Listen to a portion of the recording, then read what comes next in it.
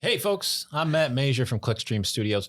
I am honored to guest host this incredible podcast with my good friend Christine. Welcome to The Details in the Deal with Christine O'Connell-Moore. How are you, my friend? I'm doing very well. Thank you, Matt. How are you doing? I'm doing well. Good. I'm doing well.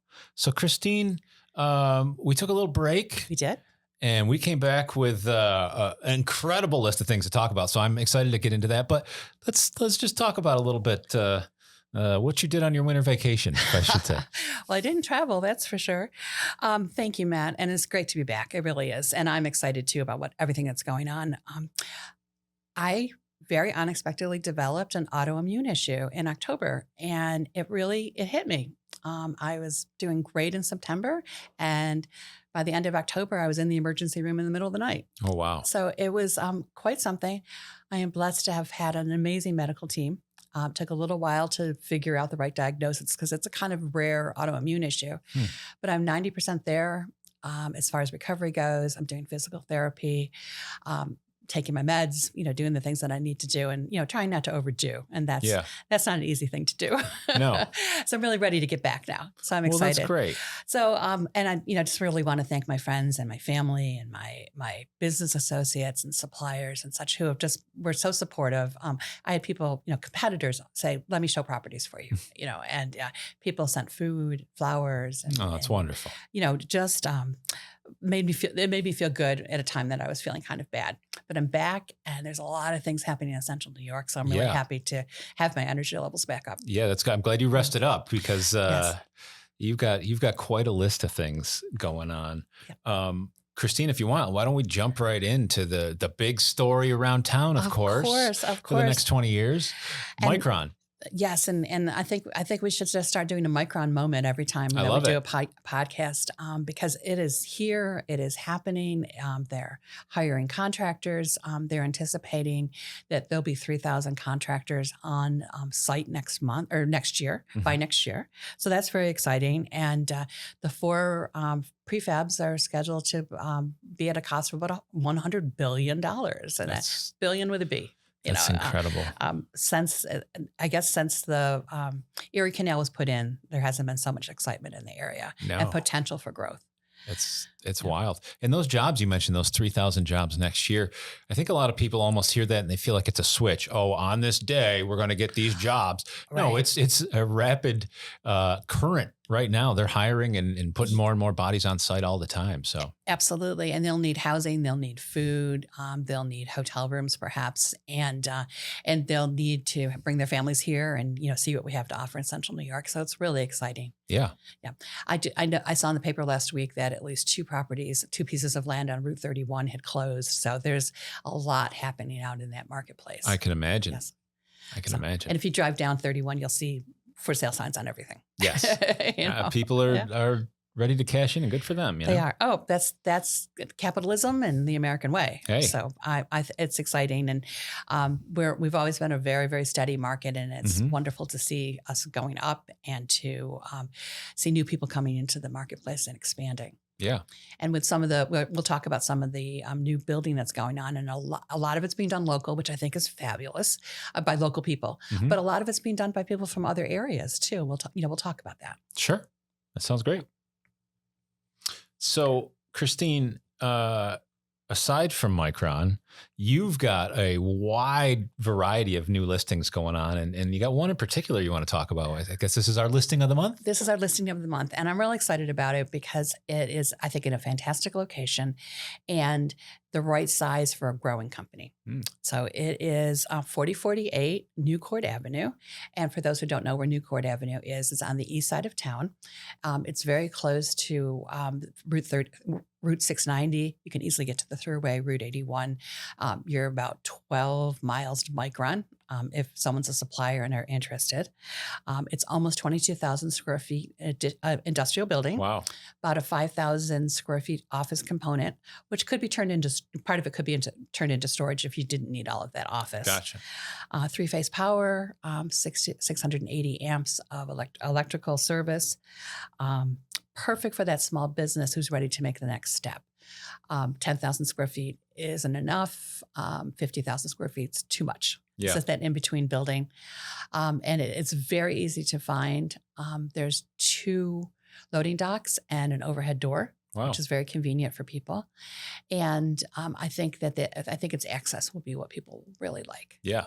No, that's great. That's, I see a building like that and my first thought is some kind of manufacturing, but the reality is, especially with these projects we're talking about, there's so many of these trades contracting companies that are either coming to town or they've been here and they're expanding rapidly. This is the ideal type of building for a company like that. It definitely is. Last week I showed it to a carpet and flooring company. So it's similar to what you're talking about.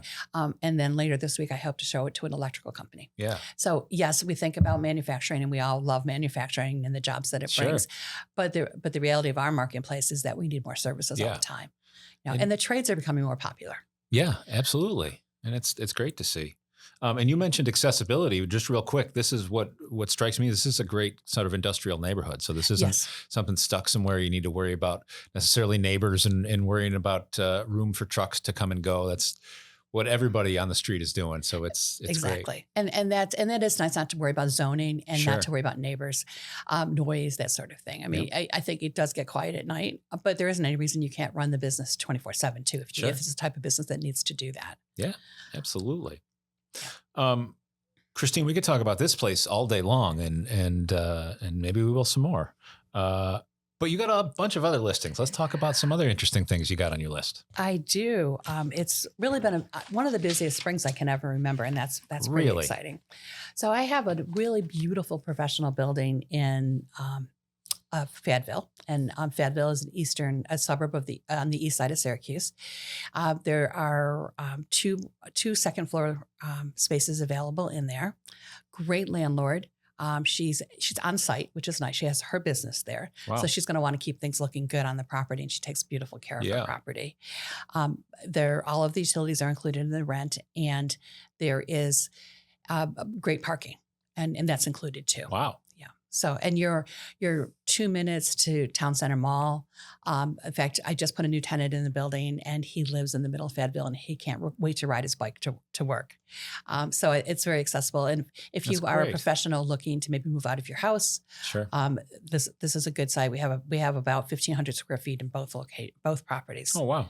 There's 2 buildings there. So when I say properties, there's 2 buildings that are part of it. Cool. So I'm looking for tenants for it, and it'll be very easy to move in, and we would like to see it be professional services to sort of complement the other things that are happening in the building. Awesome. Yes. Awesome. What else you got, Christine? So I have a building that we've talked about before, 3229 East Genesee Street, which is on the east side of Syracuse. It's still within the city of Syracuse, across from Nottingham High School.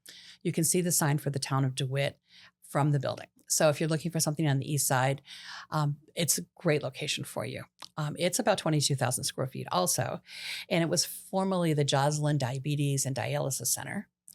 There are about 27 exam rooms in there, dozens of offices, classic reception areas. There's 2 reception areas. Wow. One was for the pediatric patients, and one was for the adults, which I thought was kind of nice to separate the kids. And could be turned into if you didn't need to have 2, you could turn one into a laboratory, which would be really good. The building is easily divisible into 2 medical offices or 2 offices, but we can certainly look at ways to be flexible and turn it into 3 or 4 too. Wow. My owners would prefer to sell. We've greatly reduced the price. We're at $3,195,000 now. And that's for a fast sale. They're not looking to hold on to it for a year at that price. But if someone can come in and need the building and use it, we can make a very good deal. That's awesome. Yeah. There's over 100 parking spots too, wow. which is really nice. Fabulous location. You've got businesses around you. It has been there a long time. I mean, it was an orthopedic office, a doctor's office prior to the clinic. So there will be no one to complain about traffic or anything like that. Wow. That's great. Yeah. So I'd like to move that. That's a goal for the year is to move that building. I have a really nice corner lot in Liverpool, the 8200 block of Route 57, which is the main route that goes into Liverpool. Again, and Syracuse is very much this way, close to the Thruway, close to Route 81, and accessible to all of the other routes also. Corner lot and with great visibility. behind that lot is a building that has St. Joseph's Imaging in it. And then I have 5,000 square feet next to St. Joe's Imaging for additional space for somebody to come in. Oh, and wow. it's raw space. It's really has nothing except for some plumbing piped into it. Wow. And we can make it into anything that people want.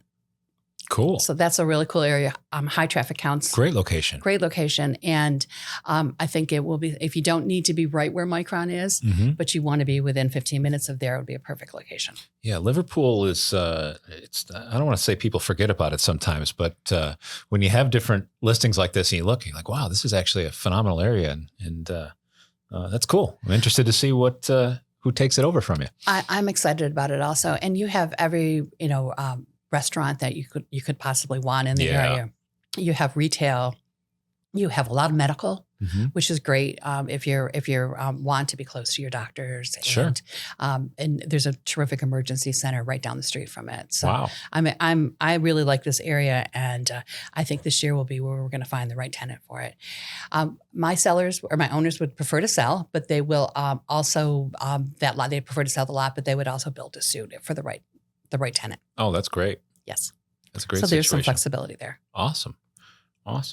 So Christine, when you're not listing all these new properties around the Syracuse area, sounds like you're going to conferences and honing your craft, if you will, right? Can you, you've got this, I'm going to be honest, there's some acronym, NYSCAR. It's almost like NASCAR, but it's New York, but right? So not. What does this crazy acronym stand for? And what is this conference? NYSCAR is the New York State Commercial Association of Realtors. Okay. So it's the commercial end of of realtors who sell houses and fair enough, and land and that sort of thing. So it was in Schenectady. I was there last week for 2 days.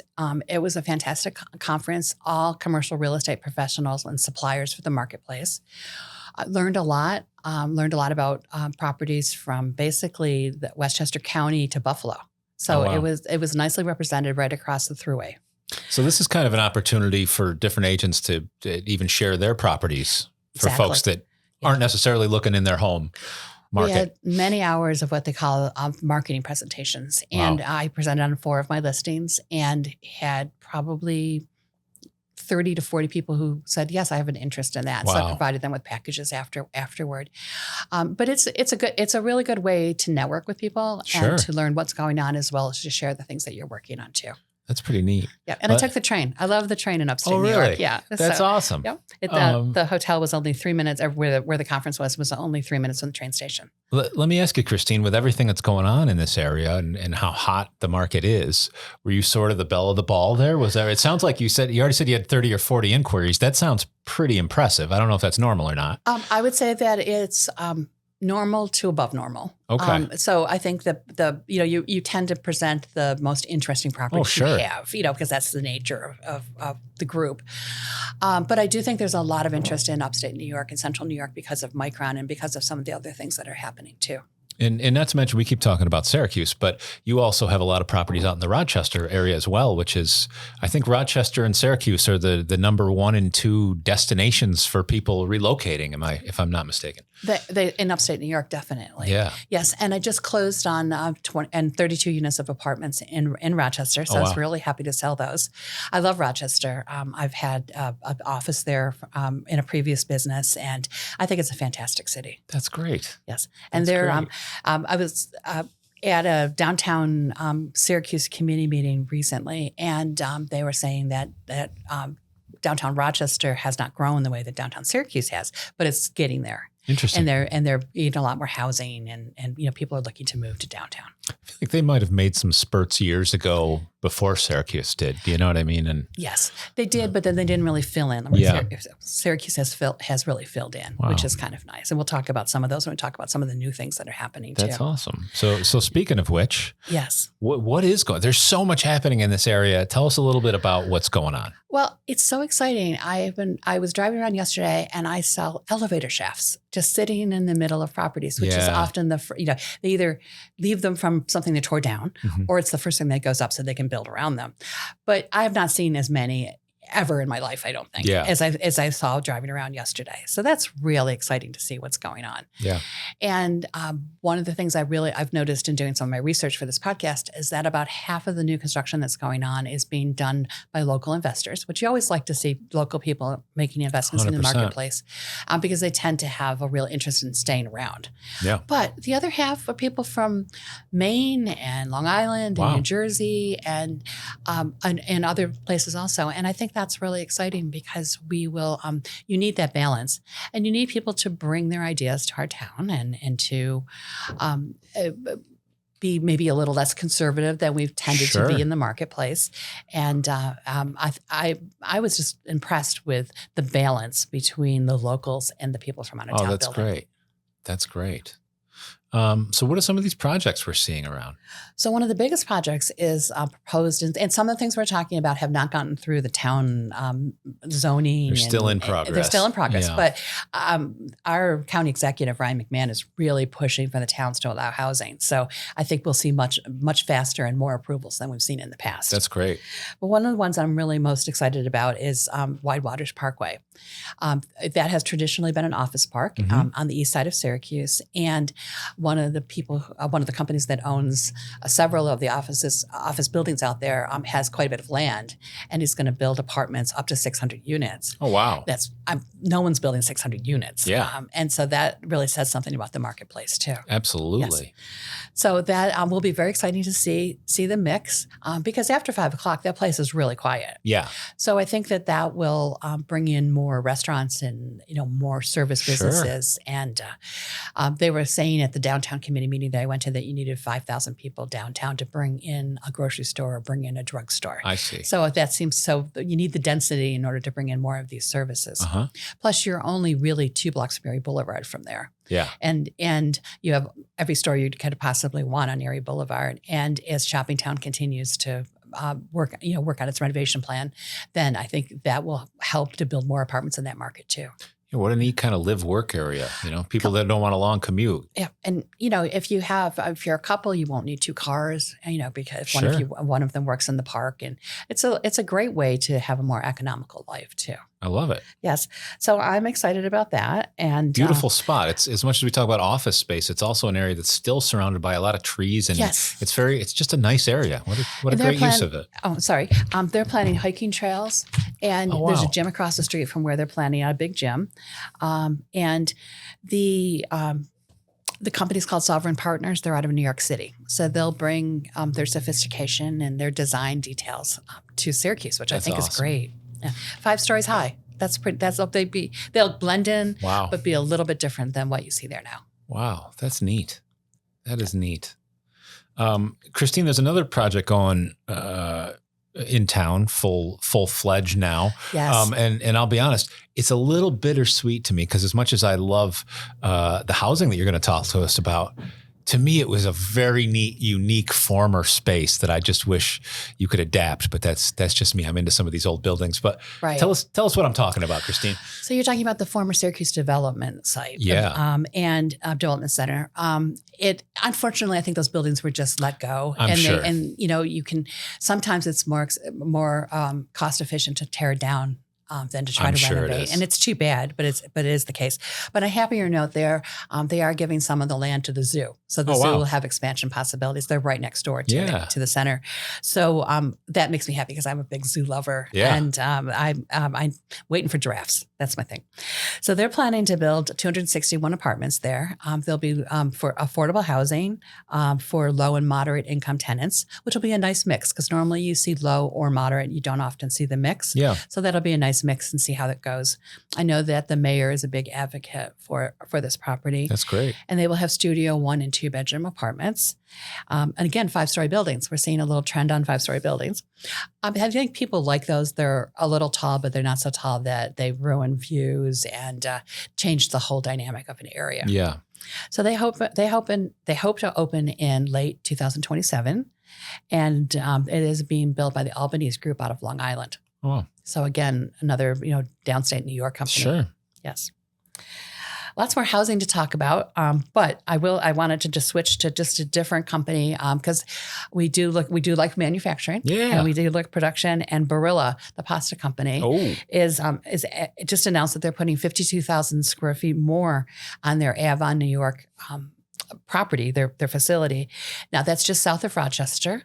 They expect 90 new jobs, and they're getting employment tax credits from the state for those. That's incredible. So that's a great private public combination partnership. That's good pasta too. I didn't realize they were local. Well, they have a local presence, and they're the largest producer of pasta in the world. Wow. I found that out when I was doing my research for the podcast. Wow. I did not know that, but that's pretty cool. But you just see them in their blue boxes in the grocery store. And you're right. It's good quality. But I think that's great to see, again, manufacturing and expansions returning to New York. We always look for new projects, but expansions are just as important. And I think more cost effective, and they've already proven themselves in a marketplace. You seem to, you can ramp up much quicker. Right. You're just kind of adding on to what's already going. Yes. And you can adjust with, sometimes construction doesn't go exactly the way that you expect it to time-wise. So you can adjust a little bit easier on that than starting from new too.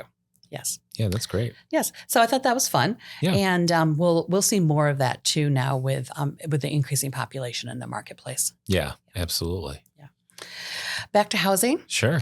Housing Visions, which is really one of our biggest affordable housing developers in the marketplace, has announced that they want to build their largest project ever, be 144 units, and take up an entire city block.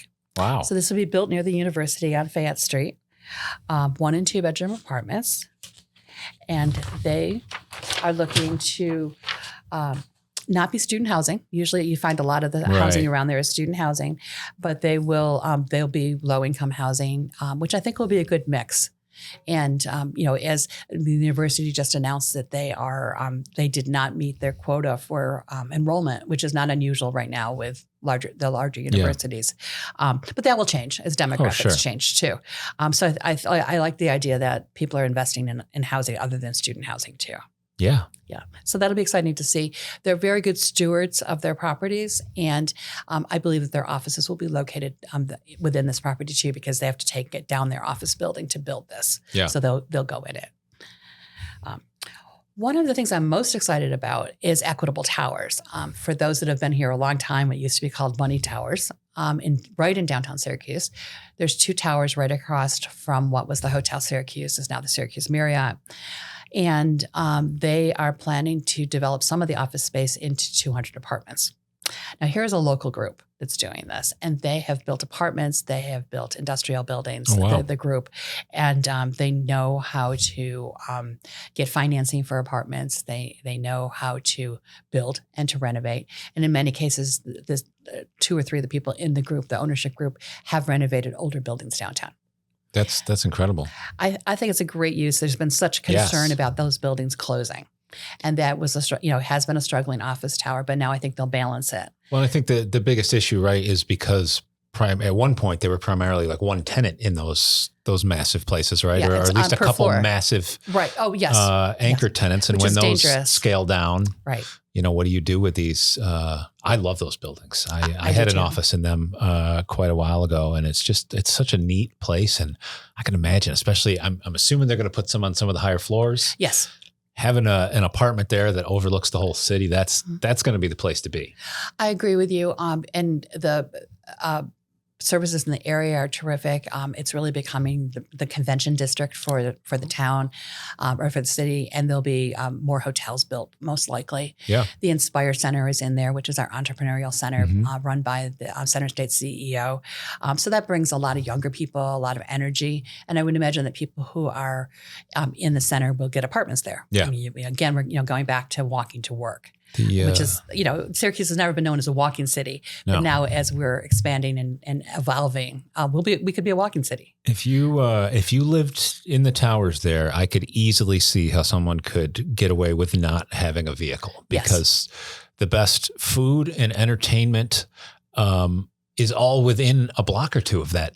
That's the heart of the district. You can get to the theaters, you can get to great restaurants. Yeah, and parks. Yeah. They're going to have a door person, a door attendant, which is very rare for our area. It's very fancy. Very fancy. Well, I think they'd like to make this a little upscale. I love it. And to make it a little different than what people are used to. And they're going to do upgrades to the offices that will remain. So it'll be a nice combination. That's awesome. Because you can't get rid of all offices. Sure. And we do have a tendency to be one or the other now. Yeah. And, we've lost hotel rooms to apartments. We've lost offices to apartments. But I'm sure we're going to get to a balance pretty soon, especially with our growth. Am I crazy in thinking it's 19 stories? Is that how? I don't know that off the top of my head, but that sounds about right. I could be wrong. Yeah. But I think times 2, of course, because there's 2. Yes. Do you know if they're spreading these apartments across kind of the 2 towers, or are they focused in one spot? I think it's going to be on one tower, which makes sense from an efficiency point of view. Especially with doorman and things, that makes sense. Yes, and then probably there'll be concierge services for the office tenants too in that building, which would be kind of nice. Love it. Yes, so that's exciting to see. They're huge buildings, and you would not want those to be empty. Yeah. So it's great to see, again, local people who are very experienced in doing this kind of work. Yeah. Are the partners in the business. And I think that is the best way to do something like this. They got to make sure they maintain the Weather Star. As a kid, I loved looking at the Weather Star as we came into town, and you'd look at the temperature and you'd see what the weather was going to be. And I think most of the partners are from the Syracuse area, so I suspect that they have that kind of same sentimental value to that. So I years ago, like I said, I had an office there, and I wasn't a kid who grew up in Syracuse, so I didn't really know anything about this until they were telling me, and I was talking with the building manager, and it was his job to change it.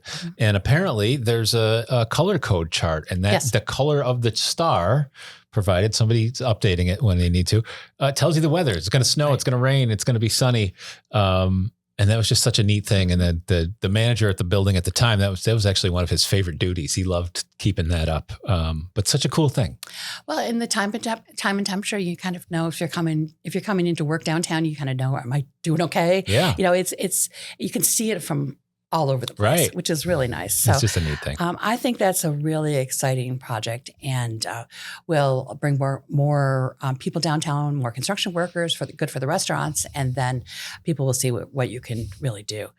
There was just, speaking of downtown, there was about 2 weeks ago an open house downtown where you could go to 6 or 7 different businesses and just tour them. Oh, cool. And State Tower Building was one of them, and